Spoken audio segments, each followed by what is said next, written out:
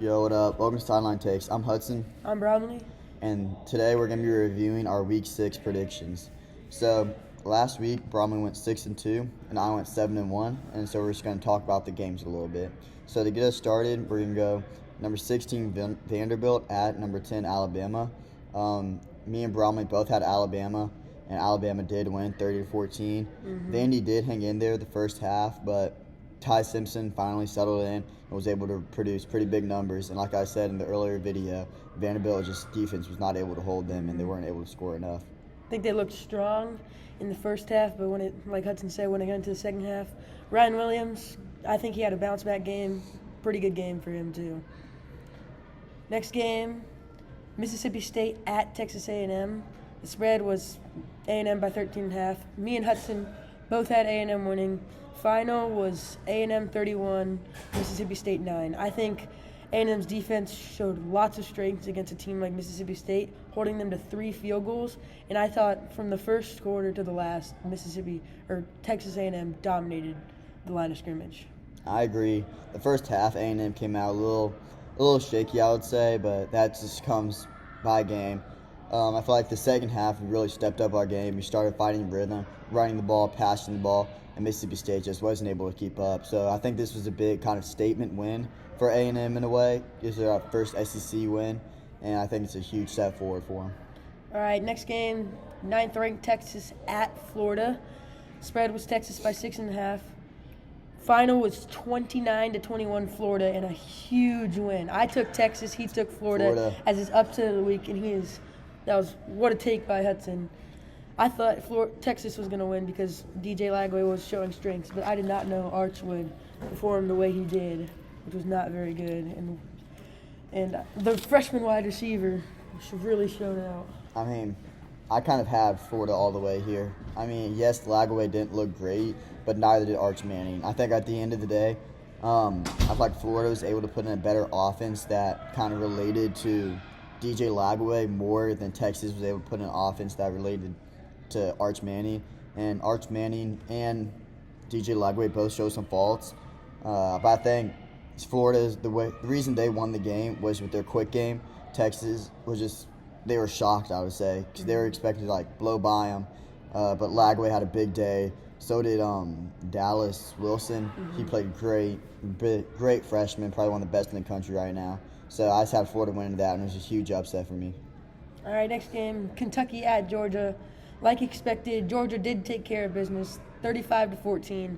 They just showed their strengths with Gunnar Stockton at the helm.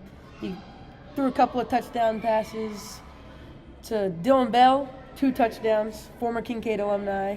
He had a game. I mean, for this game, it was pretty straightforward for me.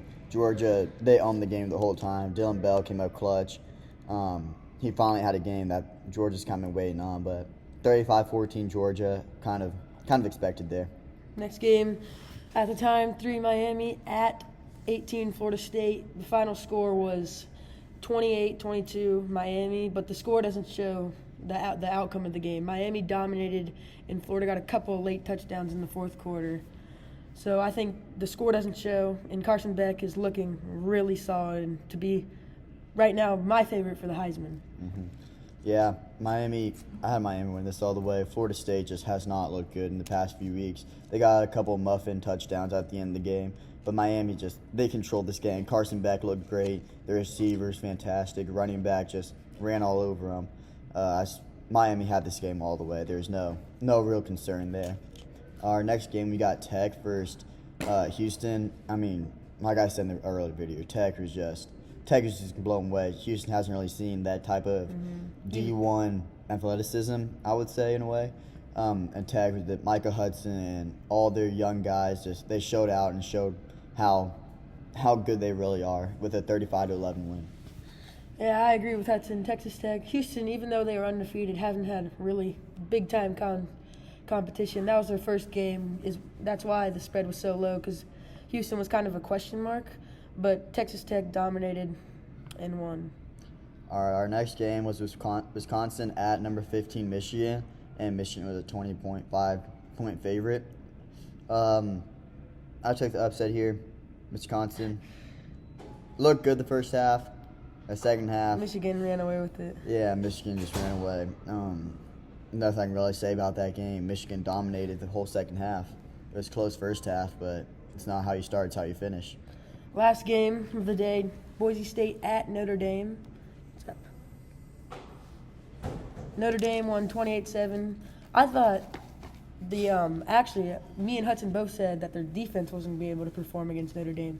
I thought it was an offense that really struggled against the Notre Dame defense, because Notre Dame's been a very high-powering offense, and for the defense to hold them to 28 points, I think is very solid. I just don't think the quarterback was able to hold out against such a solid defense in Notre Dame, and that's why the score was so lopsided. I actually agree with that. I mean, Boise State's defense, they actually looked pretty good. I mean, even against A&M, who has a top defense right now, gave up like 35 points or something Notre Dame.